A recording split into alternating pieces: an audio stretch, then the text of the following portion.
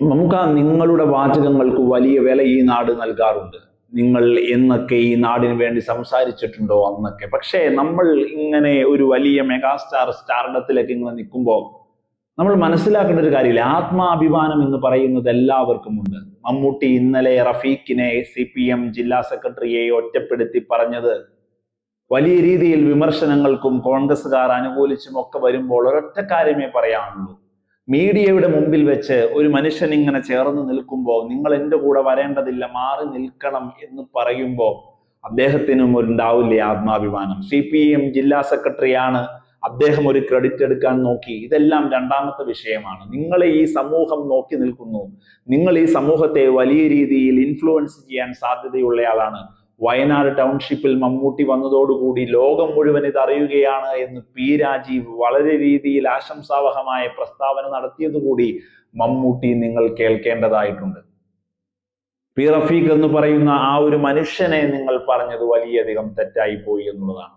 നിങ്ങൾ video call വിളിച്ചു P റഫീഖിനോട് ഞാൻ അങ്ങനെ വലിയ രീതിയിൽ ഒറ്റപ്പെടുത്തണമെന്നും വേദന ഉണ്ടാക്കണമെന്നും കരുതി ചെയ്തതല്ല എന്ന് പറയുന്നിടത്ത് നിങ്ങൾക്ക് നല്ല മാർക്കുണ്ട്, നിങ്ങൾ ആ തെറ്റ് തിരുത്തുന്നു എന്നുള്ളത് കൊണ്ട് തന്നെ. പക്ഷേ മമ്മൂട്ടിയെ പോലുള്ള നേതാക്കൾ, മമ്മൂട്ടിയെ പോലെയുള്ള സിനിമാ നടന്മാർ സമൂഹത്തിൽ വലിയ രീതിയിൽ ഇൻഫ്ലുവൻസ് ചെയ്യാൻ പറ്റുന്നവർ മനസ്സിലാക്കേണ്ടത്, നിങ്ങൾ എന്തു ചെയ്താലും അത് സമൂഹത്തെ വലിയ രീതിയിൽ സ്വാധീനിക്കും.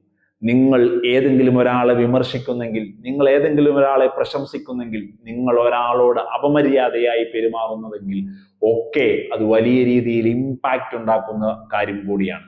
അതുകൊണ്ട് തന്നെയാണ് മമ്മൂട്ടി ചെയ്തതിനെ വലിയ രീതിയിൽ ഇവിടെ വലിയ രീതിയിൽ ചർച്ചയ്ക്കെടുക്കുന്നത്.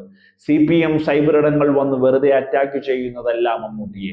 P റഫീഖ് എന്ന് പറയുന്ന നേതാവിന്റെ ഒപ്പം നിൽക്കേണ്ട ധാർമ്മികമായ ഉത്തരവാദിത്തം ആ പാർട്ടിക്കുണ്ട് എന്നുള്ളതാണ്. MA ബേബി വന്നു പോയപ്പോൾ P റഫീഖ് അവിടെ ഉണ്ടായിരുന്നു. അപ്പോഴാണ് വളരെ പെട്ടെന്ന് മമ്മൂട്ടിയും വലിയ സർപ്രൈസ് വിസിറ്റുമായി ടൗൺഷിപ്പിലേക്ക് കടന്നു വരുന്നത്. ജില്ലാ ഭാരവാഹിയായ അദ്ദേഹം സ്വാഭാവികമായി, ഇനി അദ്ദേഹം P റഫീഖ് CPM സെക്രട്ടറി ആയിരുന്നില്ല എന്ന് തന്നെ വെക്കുക, ഒരു മമ്മൂട്ടി എന്ന് പറയുന്ന ഒരു നടൻ വരുമ്പോൾ ചേർന്ന് നിൽക്കണം എന്ന് ഏതൊരു മനുഷ്യനും ആഗ്രഹം ഉണ്ടാവില്ലേ? അങ്ങനെ കണക്കിലെടുത്താലും മതിയല്ലോ.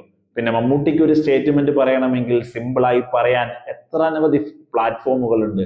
റഫീഖ് വന്ന് ടൗൺഷിപ്പിന്റെ ക്രെഡിറ്റ് അങ്ങോട്ട് മമ്മൂട്ടി വരുന്നതിനെ ഇങ്ങനെ CPM ക്രെഡിറ്റ് എടുക്കുമെന്ന് കരുതേണ്ട കാര്യമില്ലല്ലോ. പിന്നെ മമ്മൂട്ടി വന്നത് കൊണ്ടാണ് വയനാട് ടൗൺഷിപ്പ് CPMന് LDF സർക്കാരിന് ഒരു ക്രെഡിറ്റ് ആയി മാറുന്നു എന്നൊരു ധാരണയും മമ്മൂട്ടിയും വെക്കേണ്ട കാര്യമില്ല.